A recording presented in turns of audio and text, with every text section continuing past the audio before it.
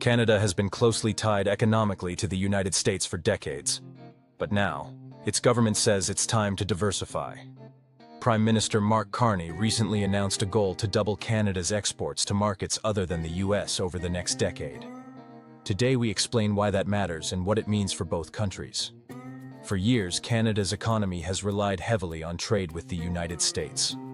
More than 75% of Canadian exports head south, especially energy, steel, lumber, and autos. That close relationship once seemed like a strength, quick access to a huge market right next door. But recent trade tensions and tariffs have shown how risky that dependence can be.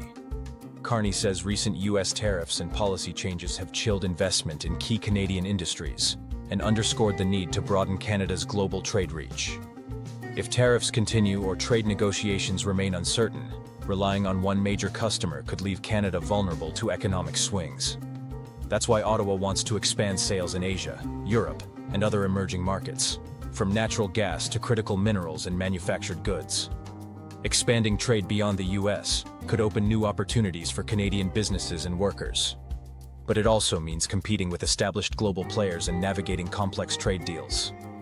Industries that were once almost entirely US-focused may have to adjust their supply chains, marketing strategies, and production standards to appeal to customers abroad. On the flip side, US companies that depend on Canadian suppliers or sell into Canada may face their own uncertainties as Canada rebalances trade flows. This shift could reshape cross-border economic ties over the next decade. Canada's plan to double non-US exports is about economic resilience. In a world where trade is more unpredictable, diversifying who buys your goods may help protect jobs and growth, but it's a long road ahead. We'll keep tracking how this strategy unfolds and what it means for businesses on both sides of the border. Check out the articles in the description. Thanks for watching. I'm Zane.